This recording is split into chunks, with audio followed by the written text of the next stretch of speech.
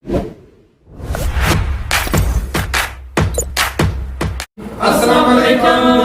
करते हैं कि आप खैरियत से होंगे। मर्दवा कि आप हमेशा खुश रहें और मुस्कुराते रहें और इसी तरह में अपना प्यार दिखाते रहें। बिल्कुल जी, मेरा नाम मुअज्जम अली, मैं हूं तारिक महमूद, मैं मोहम्मद यूसुफ, मैं मोहम्मद। तो आज हम जिस वीडियो पर रिएक्ट करने जा रहे हैं, वीडियो का टाइटल है अखंड भारत वर्सेस गजवा हिंद वर्सेस अखंड भारत। वाह, हाय हाय, बड़ा क्या वीडियो लेके आए आप। तो देखते हैं वीडियो और अपना रिव्यू पर देंगे। काउंट करते हैं 3 2 1 वीडियो स्टार्ट।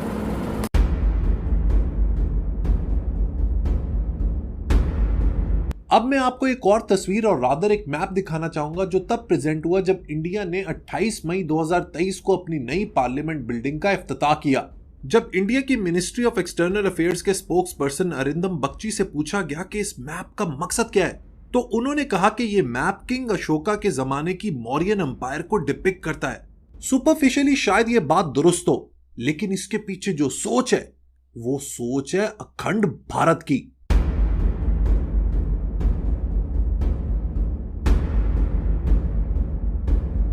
और ये बात इंडिया के minister for parliamentary affairs Prahlad Joshi ने अपने ट्वीट में साफ साफ लिख दी। द रिजॉल्व इज क्लियर, अखंड भारत। लेकिन आखिर ये मैप है क्या, और ये जो अखंड भारत का कॉन्सेप्ट है इसका मतलब क्या है? ये बात दोस्तों आप लोगों को समझाने के लिए मुझे आपको तारीख में लेके जाना पड़ेगा। शायद आप लोगों को याद हो, जब मैंने गांधी जी पर वीडियो बनाई थी तो मैंने उनके असैसिन नथुराम गोडसे का जिक्र किया था।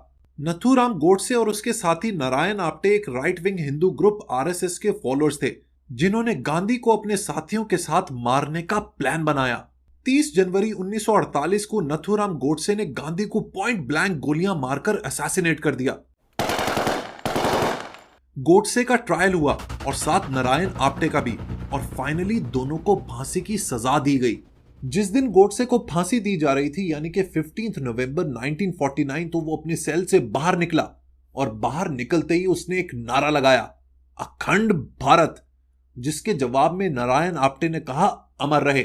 लेकिन गोडसे और आप्टे की ये सोच अपनी नहीं थी, ये सोच उन्हें दी थी एक और extremist right wing Hindu nationalist Vinayak Damodar Savarkar ने।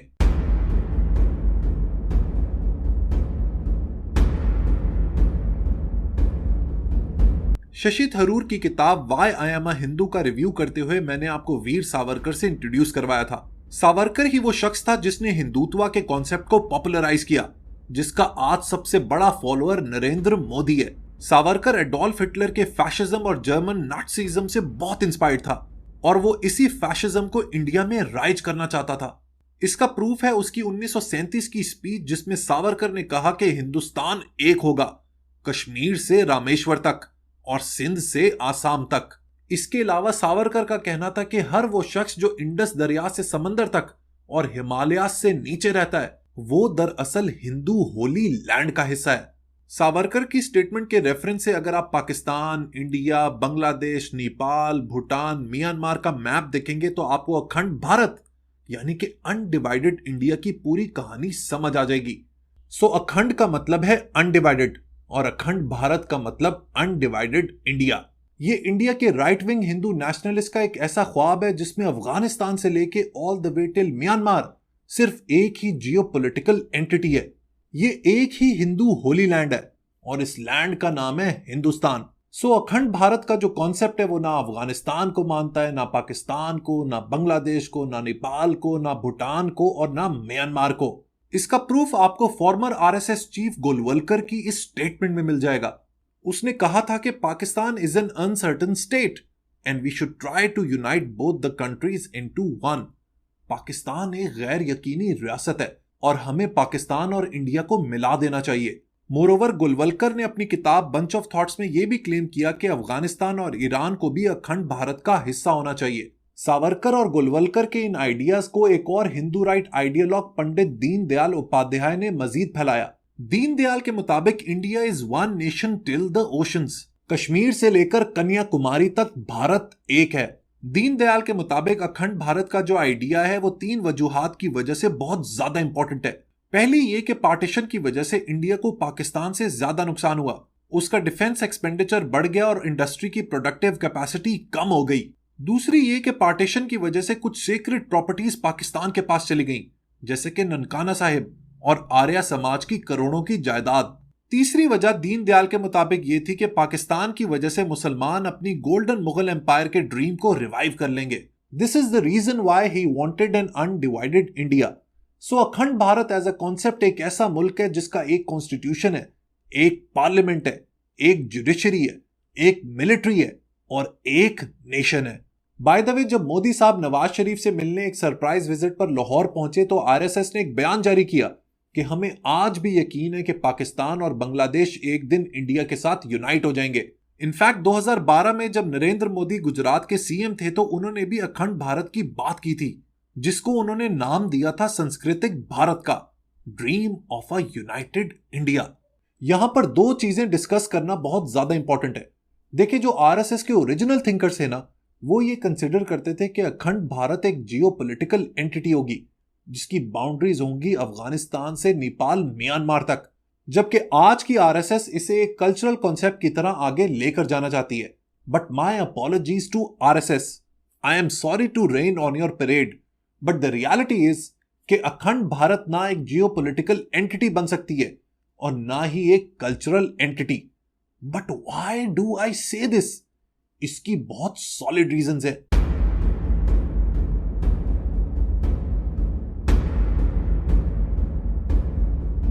सबसे पहली और सबसे बड़ी रीजन यह है कि पाकिस्तान की क्रिएशन हुई है टू नेशन थ्योरी के ऊपर, जो ये कहती है कि हिंदू और मुसलमान दो अलग अलग कौमें हैं, लिहाजा they can never live together.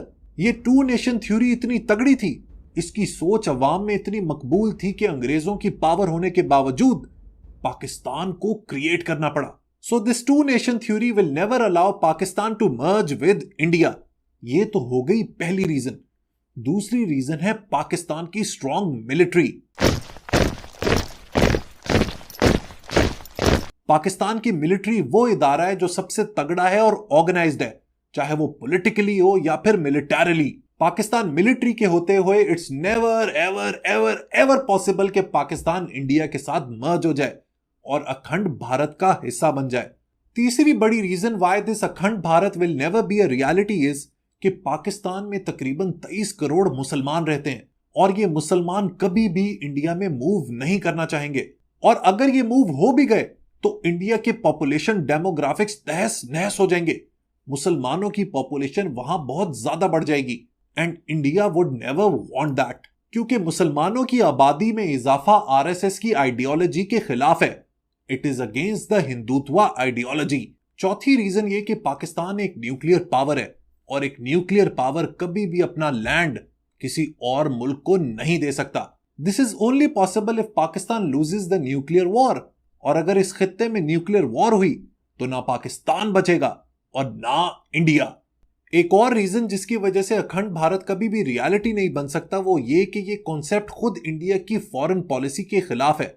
India की फॉरेन पॉलिसी ये कहती है कि वो एक नॉन रिविजनिस्ट स्टेट है, यानी कि इंडिया एक ऐसा मुल्क है जो अपने बॉर्डर्स को नहीं बदलना चाहता, वो मजीद लैंड इन्वेड नहीं करना चाहता, लिहाजा Akhand Bharat becomes null and void.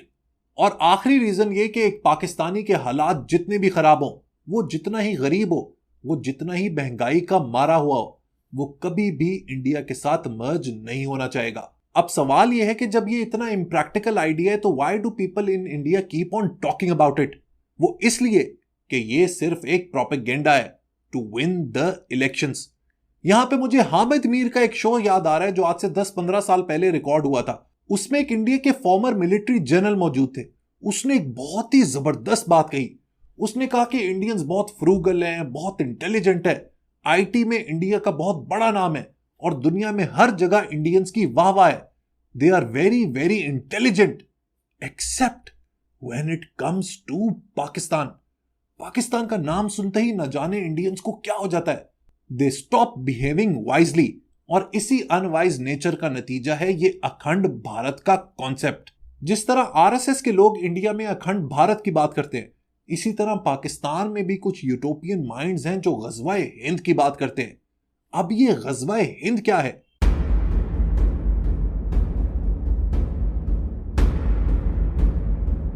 Basically ये नारा है कुछ violent transnational non state actors का जो रिलीजियस फैनेटिक्स हैं। और चाकू, छुरियों और डंडों के जरिए हिंदुस्तान को फतह करना चाहते हैं। यहां पर मैं अपनी इंडियन ऑडियंस को एक बात बहुत ही प्रैक्टिकली बताना चाहता हूं कि पाकिस्तान की स्टेट और स्पेशली पाकिस्तान की आर्मी का गजवा हिंद के कॉन्सेप्ट से कोई ताल्लुक नहीं है। इसकी बहुत ही ऑब्वियस रीजंस है जिसका जिक्र मैं वीडियो के लास्ट में करूंगा। एनीवेज, पहली बात यह कि गजवा हिंद का जिक्र ना तो कुरान मजीद में है और ना किसी हदीस में। रिलीजियस फंडामेंटलिस्ट और टेररिस्ट ने भरपूर कोशिश की है कि इस सो कॉल्ड अजीम लड़ाई को इस्लाम से जोड़ दिया जाए, but this is not true at all. इसमें कोई सच्चाई नहीं है। यहां पर थियोलॉजिकली मैं आप लोगों को एक बात बताता चलूं कि इस्लामिक लिटरेचर के मुताबिक गजवा सिर्फ उन जंगों को कहा जाता है जिसमें हुजूर पाक सल्लल्लाहु अलैहि वसल्लम ने खुद शिरकत की या उन जंगों को खुद लीड किया जिसमें हुजूर पाक ने किसी और जनरल को अपॉइंट किया, उनको सरिया या मार्का कहा जाता है। कुछ मुस्लिम स्कॉलर्स कहते हैं कि गजवा हिंद के हवाले से कुछ अहादीस को मोहम्मद बिन कासिम के जमाने में फैब्रिकेट किया गया, इसीलिए स्याह सत्ता में कहीं भी गजवा हिंद का जिक्र नहीं है। It's just a tool to mislead young minds. Ghazwa Hind सिर्फ मासूम लोगों को टेररिस्ट बनाने का एक जरिया है। It has nothing to do with the state of Pakistan and the people of Pakistan. इसकी बहुत ही सॉलिड लॉजिकल रीजंस हैं। पहली तो यह कि इंडिया पाकिस्तान से तकरीबन 4 गुना बड़ा मुल्क है। So India of course is more powerful than Pakistan. उसकी मिलिट्री पावर भी पाकिस्तान से कई गुना ज्यादा है। कोई बेवकूफ ही होगा जो अपने से 4 गुना मुल्क बड़े पर कब्जा करना चाहेगा। This is never possible. दूसरी रीजन यह है कि पाकिस्तान के इकोनॉमिक कंडीशंस ऐसे नहीं है कि पाकिस्तान किसी भी जंग को अफोर्ड कर सके। We have hardly survived a default. Pakistan में लोगों के पास रोटी खाने के पैसे नहीं है। How can they afford to fight a war? तीसरी बात यह कि एक आम कॉमन पाकिस्तानी का इस कॉन्सेप्ट गजवा हिंद में कोई इंटरेस्ट नहीं है। वो सारी उम्र बेचारा अपनी जिंदगी को बेहतर करने में गुजार देता है। He spends his entire life in making both ends meet. लिहाजा this concept is futile and meaningless. और आखिरी रीजन मैं ऑलरेडी आपको एक्सप्लेन कर चुका हूं। याद रखें, पाकिस्तान एक न्यूक्लियर पावर है और ये जो एटॉमिक बॉम्ब्स है ना, ये यूज करने के लिए नहीं होते, ये सिर्फ एक डिटेरेंट होते हैं ताकि दूसरे मुल्कों को बताया जा सके कि अगर तुम लोग हम पर हावी होए तो हम लोग इन हथियारों का इस्तेमाल कर सकते हैं। And if this ever happens then both of the countries will not survive and Pakistan will never want that. So conclusion हमारा यह है कि ना गजवा हिंद पॉसिबल है और ना अखंड भारत, लेकिन पाकिस्तान और इंडिया के दरमियान कुछ और बेहतरीन चीजें पॉसिबल हैं, जिसमें नंबर 1 है collaboration and cooperation. It's high time के दोनों मुल्क फ्रेंडली और कॉर्डियल रिलेशनशिप को डेवलप करें। ये इन दोनों मुल्क के करोड़ों लोगों के फेवर में जाएगा। दूसरी चीज जो इन दोनों मुल्कों में पॉसिबल है वो है ट्रेड।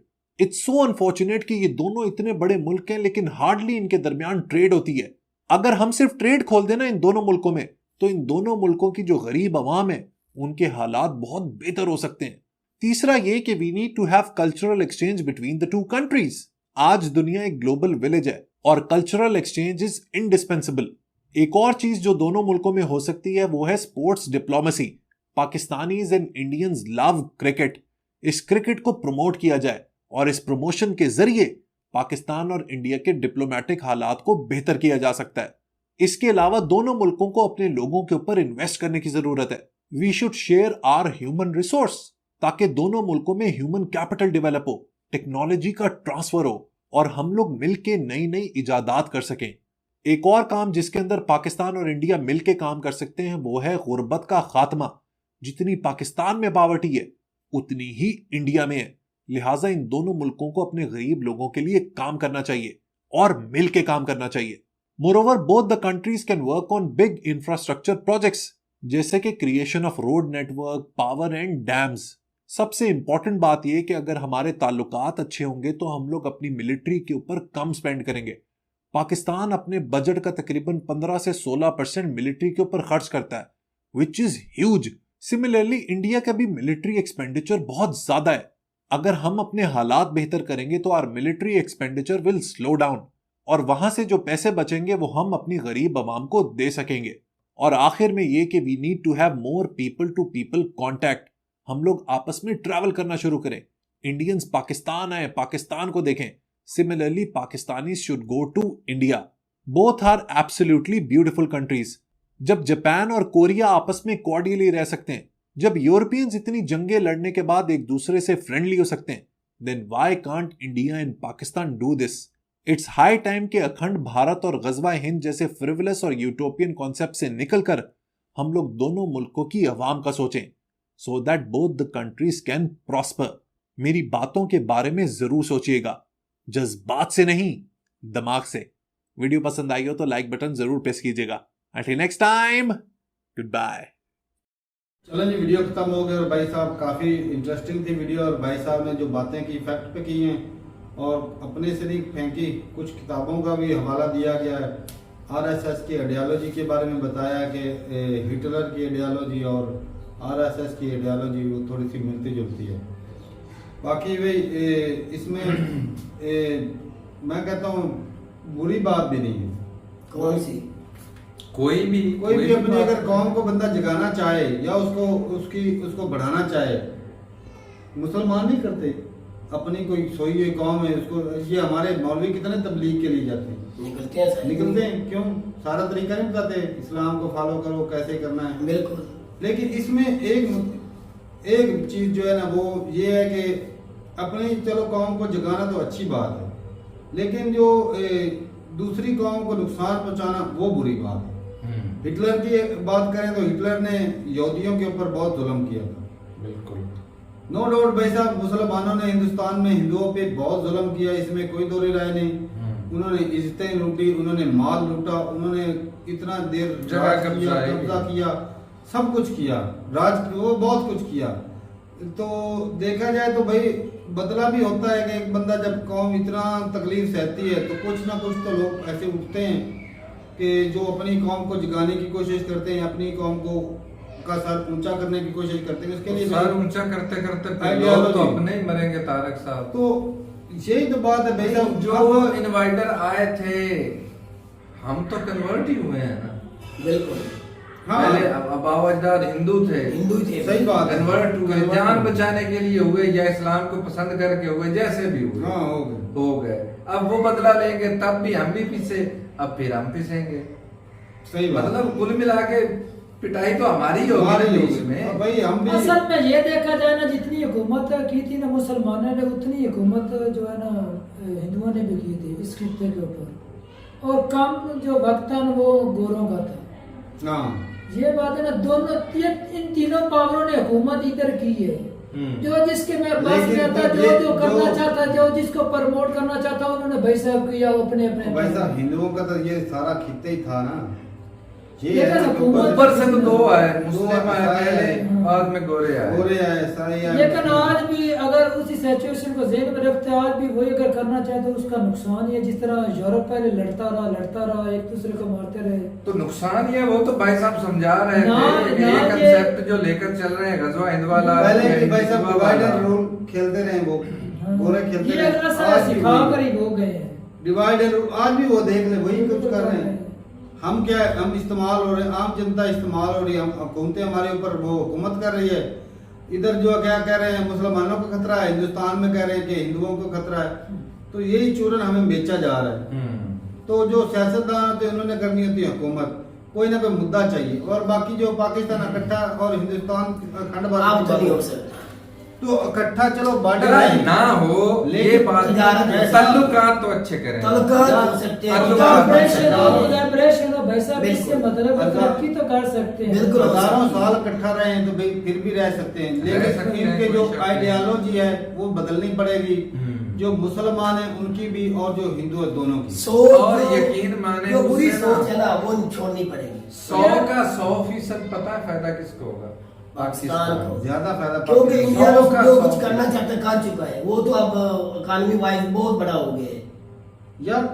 भाई हमारी लड़ाई किस चीज की है? मसला है कुछ भी नहीं, कश्मीर के ऊपर वो भी लॉलीपॉप दिया हुआ मसला, सारा बजट आर्मी को दे देते हैं। मसला है कश्मीर, तो वो ही तो हमें कुछ मिलने नहीं देते। जब अपने बीच में वो टांग लगा देते हैं, तो वो कश्मीर की बात करके आप पीछे हो जाते हैं। ऊपर से कुछ मुसलमान गजवा हिंद की बात कर देते। भाई साहब, मैंने एक पहले भी कई वीडियो में बात कर चुका हूं कि अक्सर जो है ना पाकिस्तान में गजवा हिंद की बड़ी बात की जाती है, हिंदुस्तान में भी कई मुसलमान गजवा हिंद की बात करते हैं, कई करते हैं। मदरसे में वैसा तो वो जो बात करते हैं ना, ये पहला नंबर तो बात ये है कि ये है ही झूठ। वो ना हदीस किसी में नहीं, लफ्ज को देखो, गजवा का मतलब समझो कहते हैं जिसमें प्रॉफेट मोहम्मद सल्लल्लाहु अलैहि वसल्लम ने खुद शिरकत की या उसको लीड किया।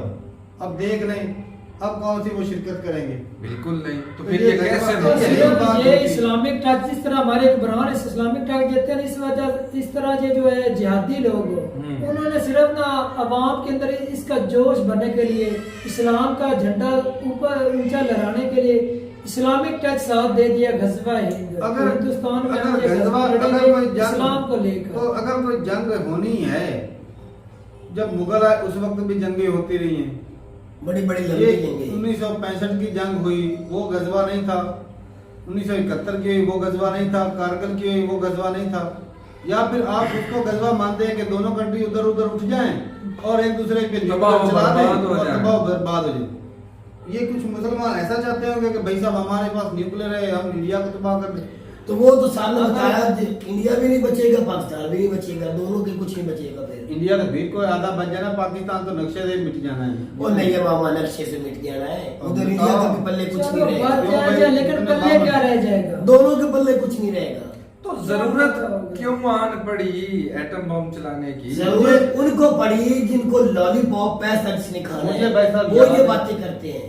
मैंने स्पीच सुनी थी पीएम मोदी जब प्राइम मिनिस्टर बने थे, उन्होंने बोला कि भाई अगर लड़ना है तो आओ भूख और गुर्बत से लड़ते हैं। बिल्कुल ये सही है। अगर हमारी तरफ से भी यही कुछ इस तरह की सोच हो जाए कि गुर्बत और क्योंकि हम जितना बजट आर्मी पे लगाते हैं वही बजट अवाम पे लगे, एजुकेशन पे लगे, क्यों ना कितनी खुशहाली तरक्की है। है? भाई वो नहीं करने देंगे, इस तरह तलकात नहीं बनने इंडिया के देंगे। साथ रिलेशन आज अच्छे हो सकते हैं, कोई ढंग का हुक्मरान आ जाए, आर्मी साइड पे हो जाए, आतंकवाद खत्म हो जाए, इंडिया ने ऐसे गले लगा ले। एक लफ्ज जो आपने बोला ना, सिर्फ आतंकवाद, एक लफ्ज जो आपने बोला ना मामू के बारे में, अलग हो जाए, वो हो जाए सारा काम ठीक हो सारे जाए। कांड ही और वही कर रहा है पाकिस्तान में। एक बस एक वो लफ्ज हो जाए। अगर एक हुक्मरान भी तो पक्की अच्छा चाहिए ना। एक जो जमहूरियत आ जाती है ना पाकिस्तान के, तो पाकिस्तान के हालात ऑटोमेटिकली जल्द से जल्द बेहतरी की तरफ जाएंगे। बिल्कुल ये करने नहीं देते भाई। बस यही तो बात है। और जो आप भी देख लो जितने मामला तेरे मुल्क के अंदर है ना, सारे फसाद की जड़ वो ही एक ही बंदा है। अच्छा तेरे दो डाउट क्लियर हुए कि नहीं? गजवा भाई जो गजवा है ना, मुझे पहले भी इस बात का पता था, लेकिन मैंने लाल टोपी की बहुत वीडियो देखी है। वो अक्सर अपनी तरफ से वो सबूत देता रहता है गजवा अपनी तरफ से। हाँ, लेकिन मैं डॉक्टर इसरार अहमद अब दुनिया में नहीं है, उनके बारे में बुरा नहीं बोलना, चाहे वो अच्छे थे बुरे थे, वो उसका अपना फेल है।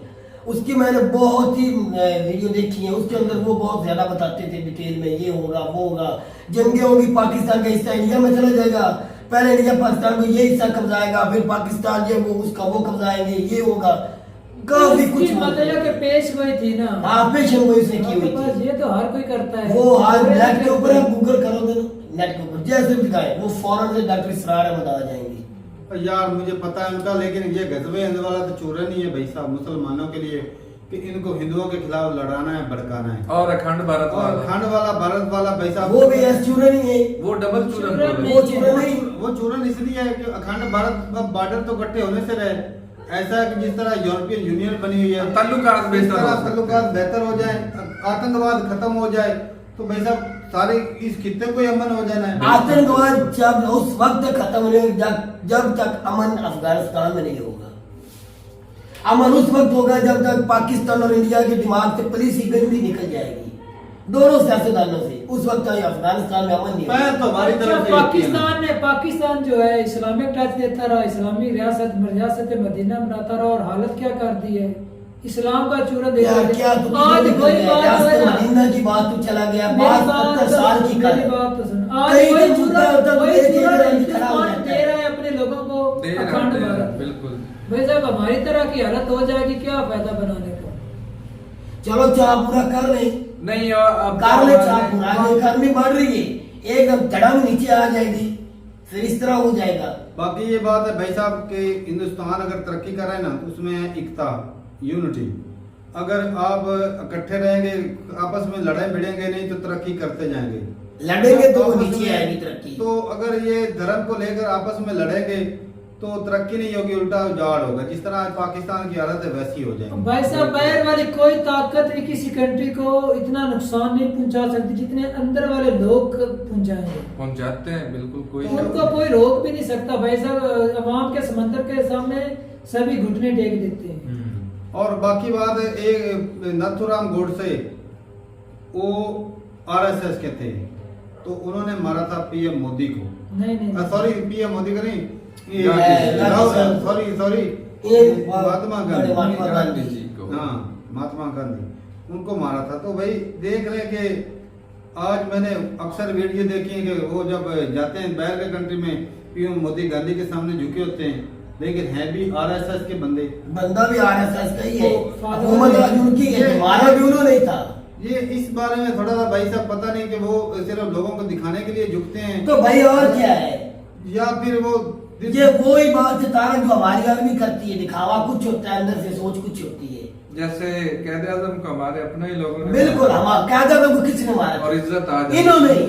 इन्होंने गाड़ी आवाम को रोड को खड़ा करके, इन्होंने एम्बुलेंस को खड़े करके मरवाया था। उनकी बहन के साथ किन्होंने जुल्म करवाया, इन्होंने ही करवाया था। आज कहते हैं हमारी जान भी कुर्बान है पाकिस्तान पे। तो भाई साहब ये ना बात वो इंडिया के साथ गांधी के साथ जब सोचता है तो लंबी निकल जाती है। नथुराम गोडसे आरएसएस के थे, पीएम मोदी भी आरएसएस। और आज देखें तो जब बाहर के कंट्री में जाते हैं तो पीएम मोदी पर झुक के नमन कर रहे होते हैं। वो दिखावे के लिए होता है भाई सारा तो कुछ। दिखावा है या फिर वो अंदर से रिस्पेक्ट होती है या क्या होता है, उसके बारे में जरूर बताइएगा। बाकी भाई साहब हिंदुस्तान जो अखंड भारत है वो तो बनने से रहा, यूरोपियन यूनियन की अच्छे तो विकास हो सकते हैं, अच्छे हो जाए। आतंकवाद उसके लिए शर्त है भाई साहब, जब तक पाकिस्तान आतंकवाद खत्म नहीं करेगा तब तक इंडिया पाकिस्तान अकेला कर सकता है, कर सकता है या क्या आतंकवाद कर सकता कर है। सकता और नहीं यार अकेला कर कर सकता है, क्या है? इसके ऊपर सबको मिल के बात करनी पड़ेगी। अफगानिस्तान के अंदर से जब सारा भाई कुछ- साहब करना चाहे ना, इंडिया भी मदद करेगा, रशिया भी मदद करेगा, चाइना भी मदद, पाकिस्तान मिल के करेंगे। सारे मिलकर करें। अच्छा हाँ। जब यूएन में बात उठती है, इंडिया बात उठाता है, हाँ। उस वक्त पिटना शुरू कर रहे थे पाकिस्तान। भाई बोले हमें खुद मार रहे हैं, हाँ। हमारी हेल्प करो। बिल्कुल हक भाई बनता साहब है। जब दूसरे कंट्री मिलके आएंगे तो तो ये मैं क्या कह रहा हूँ, खत्म हो जाएगा। मैं भी यही कह रहा हूँ, सारे मिल के एक हाँ। जबान होकर बात लेकिन करेगा। पाकिस्तान पता क्या बोलते थे, हमारे पास तो आतंकवादी है नहीं। तो भाई मैं वही कह रहा जो हूँ, अंदर की हाँ। पलीती है ना भाई साहब, उसको पहले साफ करना पड़ेगा तब जाकर तो मैं क्या कह रहा हूँ, मैं भी तो वही कह रहा हूँ। ऊपर से बातें करते रहे, अंदर अंदर उसको सपोर्ट करते रहे, ऐसे भाई साहब अकेले पाकिस्तान को ब्लेम न लगाओ, सारी कंट्री को बोलो दिल साफ करके करें बात, तब जाके होगा। चलो जी ठीक है। एक पाकिस्तान कमेंट सेक्शन में ना ये कश्मीर का मुद्दा हल होगा और ना ये पाकिस्तान और इंडिया के रिलेशन अच्छे होंगे। तो नुकसान में कौन है? तो नुकसान में भाई साहब हम ही हैं तो ज्यादा। फिर तो इंडिया का भी नुकसान है, अगर रिलेशन अच्छे हो जाएं तो रास्ता मिल सकता है। ईरान की तरफ से तेल और गैस हो जाए, अफगानिस्तान जाना आसान हो जाएगा। और एनर्जी सबसे और फिजाई रास्ता होगी। एनर्जी होता है भाई साहब, कोई भी कंट्री उसके लिए एनर्जी सोर्स जो होते हैं ना, तरक्की की सबसे बड़ी वो होती है। रीढ़ की हड्डी। कुंजी बोल रहे हैं, रीढ़ की हड्डी बोल रहे हैं। अगर ईरान से गैस और तेल सीधा मिलना शुरू हो जाए, एक तो लूटी खत्म, इंडिया में आने जाने का तेल इतना खर्चा सस्ता हो जाएगा ना, सस्ता हो जाना है। बहुत ज्यादा सस्ता आपको होगा, भी फायदा होगा। बिल्कुल। तो रास्ता मिल जाए तो इनकी तजारत जो है एशियन कंट्री में कितनी बढ़ सकती है, इंडिया को भी इस बात का पता है, लेकिन पाकिस्तान इस मुद्दे पे आता ही नहीं। तो ठीक है भाई, अपनी राय जरूर बताइएगा कमेंट सेक्शन में। मिलते नहीं वीडियो के साथ, तब तक के लिए इजाजत दें। अल्लाह हाफ़िज़।